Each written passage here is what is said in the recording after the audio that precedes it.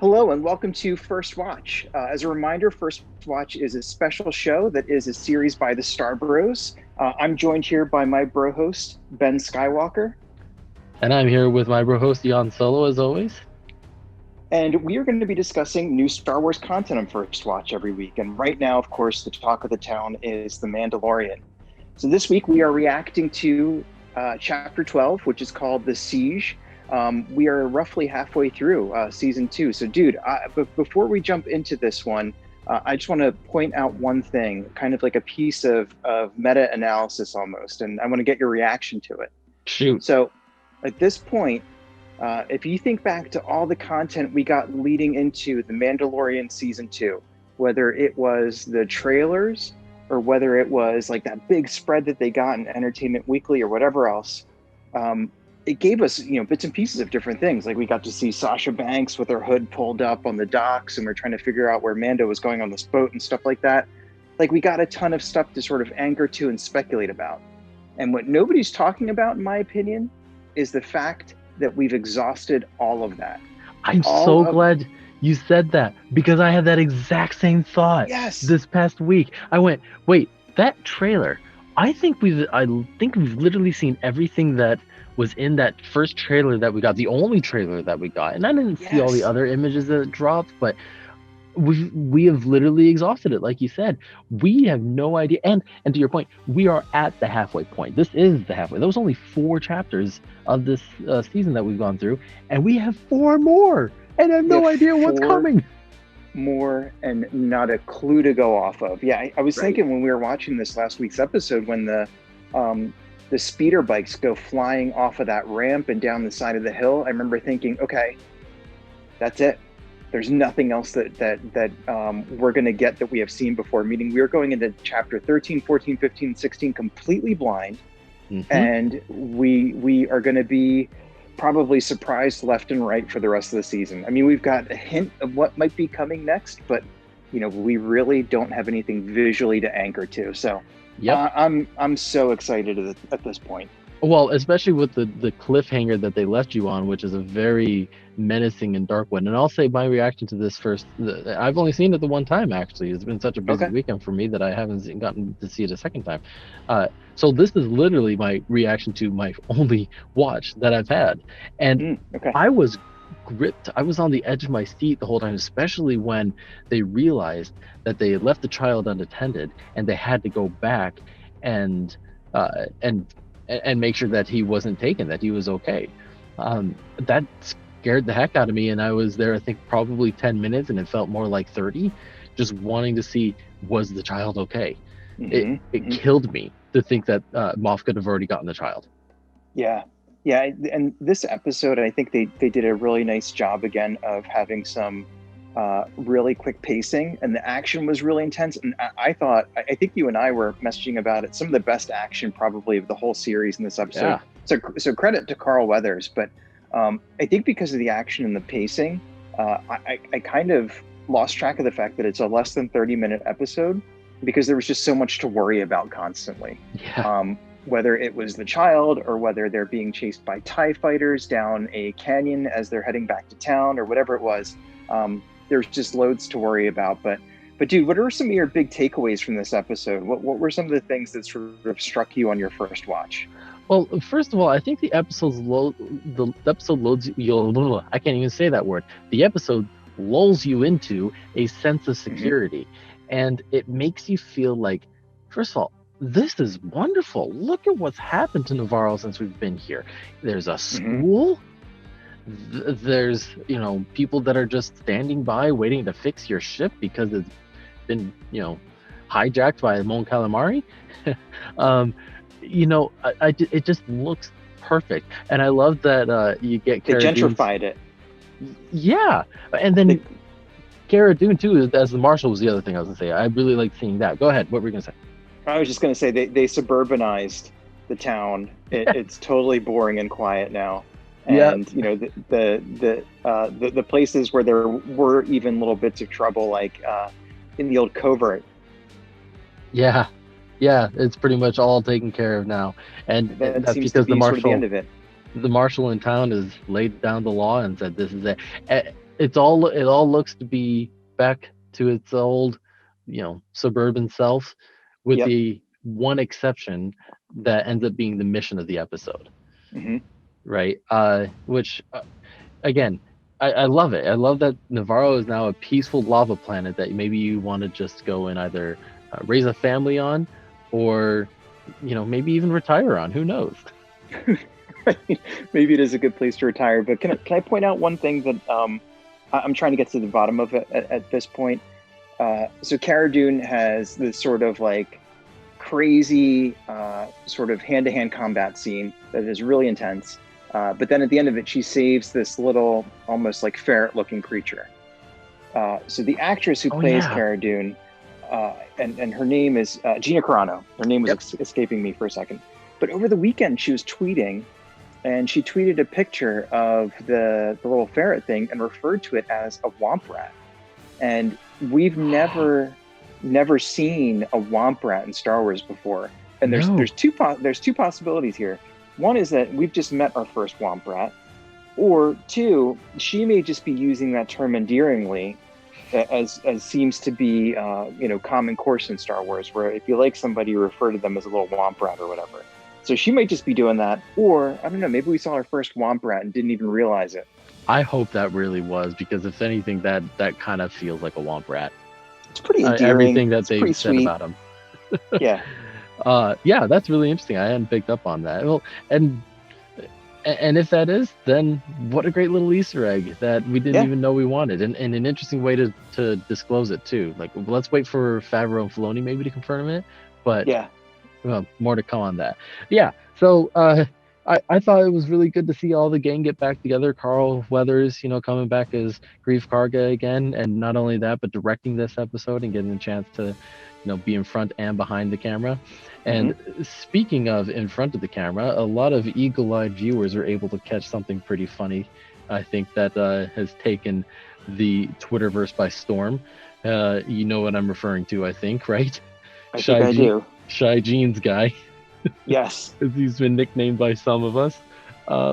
It's just little things like that happen. It's unfortunate when it does, but I love the way that it's been embraced.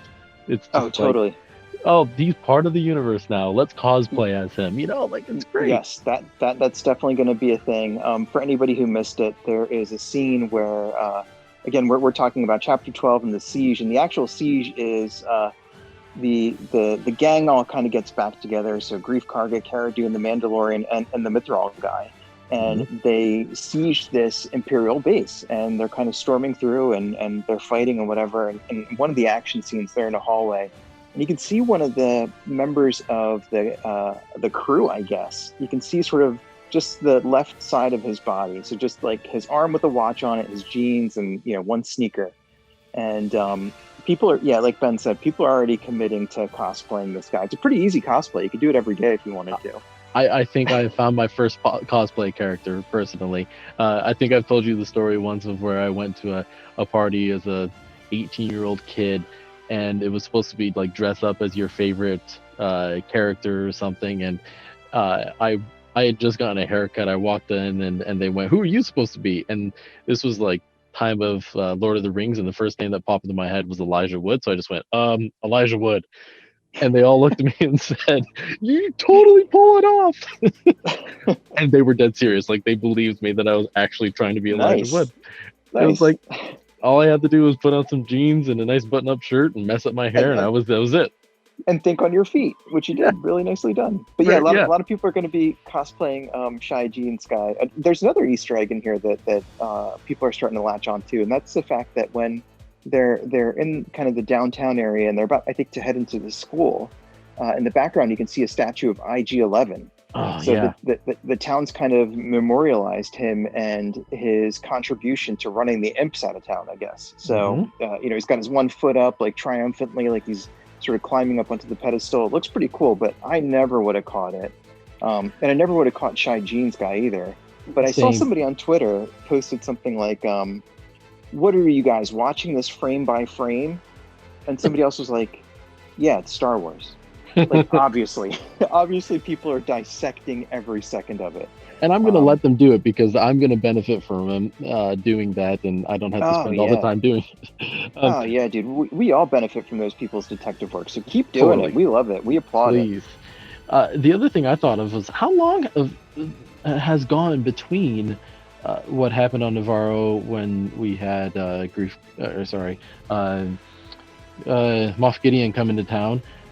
How long has that been? Because you made a statue in the time, you had a school, and like kind of made a That's beat out true. of it. So Yeah. I do want to know that. I feel like longer time has passed if that's what they were able to build, or that's just like an oversight. Oh, we forgot. It takes a long time to do this, but we did it overnight. Who Yeah. knows? We'll find out.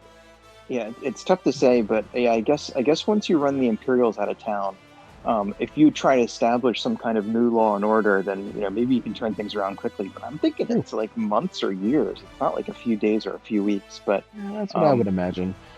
One other Easter egg that I really liked was when we finally got that scientist guy back. Uh, yes. and they showed the hologram and recording, and confirmed that now the Mandalorian knows that Moff Gideon survived.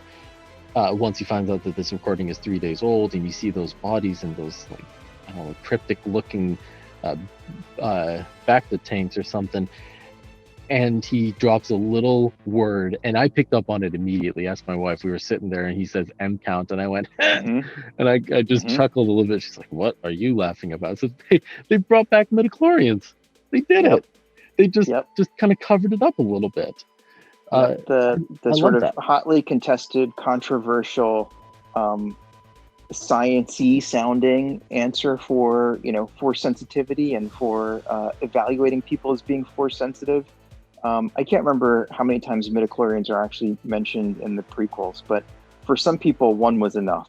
People just didn't want a sciencey sounding explanation, like a biological explanation to force sensitivity. But yeah, that's got to be it, right? Like what else could it possibly be? Well, Um, yeah, I don't. It has to be that. But the funny thing is that when I explained this later to my wife, she goes, "Wait, that sounds like mitochondrions." And I went, "What?" And she, actually remembering science from school, reminding me that mitochondrians are a part of our cells, which, yeah, they're the powerhouse of the cell, if I yeah, remember yeah, they're in my charge of cell like energy biology production. correctly. Yeah. So you think about like mitochondrions and midichlorians, like maybe there was some connection there that inspired Lucas to use that. Who cares? I Whatever the I reason think is. he I think he in like the early days of search engines, like maybe not Googled it, but maybe asked Jeeves, what is a sciencey sounding thing in the cell, and was like, that's close enough, Yeah. and messed up some of the letters and put it in there. Who Um, cares? We got it back. I'm fine with it. But it also sends our gang into a bit of a frenzy because they realize not only is Moff Gideon back, but they've left the child unattended, and maybe this was a plot. Maybe this was the plan all along. And you're sitting here now, sweating bullets, yep. wanting the Mandalorian to get back as quickly as possible to get to the child. Like it's the freakiest 10 minutes, which probably felt more like 30 minutes. I told you Yeah. of my enjoyment of this season is.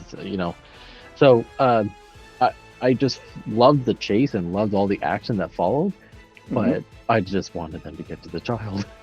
Yeah, and it's intense, right? Like Mando takes off, sprinting, jetpacks, goes flying, and you don't know if he's going to make it in time. Um, but the child doesn't know he's in any danger. His big thing is I he's want a stressed cookie. out. And he it's his first day of school ever, I'm assuming. Hmm. Um, and the kid next to him, he doesn't get along with, which is like a lot of people's first day of school. Uh, but I saw somebody tweeted over the weekend, "Happy Friday to everybody except this kid," and it was the kid who wouldn't give him the cookie. Um, and I don't know, like it's just it's a macaron, right? A Yeah, macaroon, like however it is you say that. It's a blue one of those, and he uses his force powers for what we would all use them for, and that's to bring food to us. yes. And at the end of the episode ends up kind of barfing all over himself, and then Mando does a very fatherly thing, which is he uses his cape to clean Baby Yoda's barf off of him. But As a dad, I can tell you that's exactly how it goes. I was going to ask you how realistic that was. Very realistic. I think I cleaned up enough puke in my life. Never blue though. The blue was the first time I had seen that. But anyway, let's not go into that. I've kind of covered everything I wanted to. What else do you have before I get to our big question? I'm gonna stop cutting you off and No anymore. problem. Yeah, I thought that overall this episode advanced the kind of the plot in the background in a big way and gave us a little bit more to kind of hang our hats on. It exposes to Mando that that Moff Gideon is still alive. We get a sneak peek into how the child was used for whatever the experiments are that they're trying to run. I think most of us expected. Like that was my Yeah, thought of what they were doing, was just trying to use his force abilities in some way, and the only way yeah, to do that is to get some of his DNA. yeah. I mean, part of my mind went to, I don't know if you watch Stranger Things, but that series on Netflix is one that I loved, and I guess if you have to sum up the plot quickly, it's that an evil government agency was trying to use the psychic abilities of kids as weapons, basically. Hmm. And I kind of thought maybe that's where they were going with this, where they were trying to weaponize the child in some way. But Well, yeah, I guess in a sense, yes, he was trying to create a force-sensitive army, his own yes, Jedi, but right, with more nefarious uh, agendas. yeah. So Something like that. I think that's right. I think that's what's happening. Two things I'll quickly point out, and then we can get to the big question. One, I love the dogfight scene. I love seeing the Razor Crest back in action and healthy, and being able to do all the stuff the Razor Crest is supposed to be able to do, not hanging Yes, together with string and stuff like that. I I mean, the agree. beginning of the episode, you'll remember that if the Baby Yoda is your main mechanic working on the electrical system in the Razor Crest, you're probably in trouble. And then by the end, it's flying great. But by the end, the second thing I'll point out is that now we know it's got some kind of tracking beacon on it. That Yes. they're going to be right on Din's tail wherever he goes, because they've planted this thing on the ship, which Yep. is a great cliffhanger, and it burns me up, and it makes me mad that I have to wait a week to see how that turns out. Well, you might have to wait longer. Who You knows might what have we're to going wait to more, get? yeah. We've got four episodes left, and we still need to know what happens with Boba Fett at some point. I guess, Yep. maybe, I don't know. At this Yeah, people are point, starting to talk about that again. Yeah, it's like, it's wait, been you it's dropped been too that? long. Yeah, what's going to happen? Uh, Yeah. so I mean, that leads us right into the big question, which is, what is Moff's endgame here? Moff Mm-hmm. Gideon's, and I think it's hard to tell right now. I think everybody thinks it's just get the child, but there's more. There's a lot going Yeah. on. I mean, the Easter egg that they dropped there at the end with the dark what's it called? Troopers? The Dark Troopers. Thank you. Yeah, like that was interesting to see. Like, oh, he's got more up his sleeve. And actually, I think I told you guys, this was to me the most interesting scene, because this whole entire series has just been following the Mandalorian. Wherever the Mandalorian goes, the camera goes. It never Mm-hmm. really steps away from him to tell something else that's happening out in the world. This was the first time it did, because it Mm-hmm. needed to give you some pieces to the story and build on something that eventually you will need to know when it eventually impacts the Mandalorian. Well, And this was the second time that it did, I think, by oh, my really? count. Yeah, because the end of the first season is Moff Gideon cutting his way out of the TIE fighter with the Darksaber, which Mando didn't see. Mando doesn't Yeah, find out until this episode that Moff Gideon's still alive. that's true. I guess that was just so quick. It was kind of like you watch the Razor Crest go away and it pans down and says, "Oh, Yep, one more thing is happening here. Let's just show you that real quick." But you're yep. right. That is another time where it does that, and it's just to just slightly progress the threat that's out there for the Mandalorian and the child. Yep. And it's really critical just to establish that. And both of those scenes, the times that it did cut away, were only for that reason. Yep. Other than that, this is the Mandalorian story. Yeah. That's it. So that was one thing I wanted to mention. Second thing is, there's got to be more. He's got to have some big things up his sleeve. He's got a whole army backing him. He's trying to do some interesting things with, science, and trying to get the Force into his power again.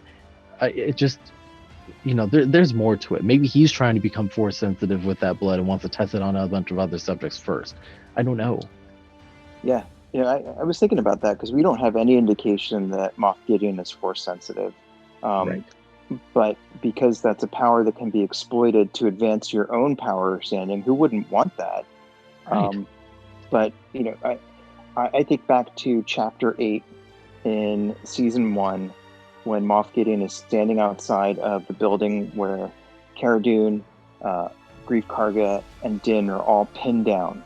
And he yells something to them, and something to the effect of, you may think you know what you have, but you have no idea. And I still think that comes into play here in the sense that it seems now like we have a sense of what Moff Gideon wants to do. Like he wants to build this army and restore the Empire to its former glory. And this army is going to be super destructive because it's going to be extra powerful because they're going to find a way to make it force sensitive. But I feel like there's probably even more to it that we haven't been shown yet. And maybe it's been hinted at in some Easter eggy way, but I think there's probably a lot more that's going to make us kind of gasp and throw our popcorn in the air. I totally agree. If you are eating popcorn, if not, it might just be Skittles for me. But the one thing I could think of is he's really adamant about this empire working, and he knows that it's split into all these different factions. We've been seeing that in Squadrons and other games and things, Battlefront and things that have kind of transpired in the aftermath of Jedi. This being another example of that. And he wants to see it come back. And he knows in order to bring it back, he has to have another force sensitive guy at the helm. So I think he is trying to become the next emperor, and that's his vision for himself. He's that ambitious. Well, he's got the Darksaber now. He's getting rid of all threats. He's trying to get the Force on his side and all this stuff. Like it just seems like his end game is bigger than what we've seen so far. And that's as far as I can project it out to be. It's like he wants to be the guy in the chair. Mm-hmm. Very cool. Cool. Good note to end on. Yeah. Well, hey, thank you guys for listening to another episode of First Watch. As a reminder, we'll be back when more Star Wars content that is new drops, which means that we'll be back for Chapter 13 next week. In the meantime, just wanted to say thank you to everybody. The theme of this week is gratitude because Thanksgiving is coming up. So we wish all of you a wonderful, safe, happy Thanksgiving. Obviously, this year will probably look really different from other years, but to sort of stave off some of the maybe the feeling of being disconnected from folks and not being around everybody who you'd normally want to see, we invite you guys to connect with us. So hit us up on Twitter at Star Bros Podcast. You can send us an email, and we love responding to the emails that we get, and that's thestarbrospodcast@gmail.com. You can find us on Facebook, and please check out some of the other awesome stuff on the Baraxium YouTube channel. Whether it's Quick Shots, where we're covering new comic books that are coming out, or any of the other awesome shows on there, we think that you'll find something that is upbeat, drama-free, informative, and just a lot of fun. So happy Thanksgiving, everybody, and then come and check us out and connect with us.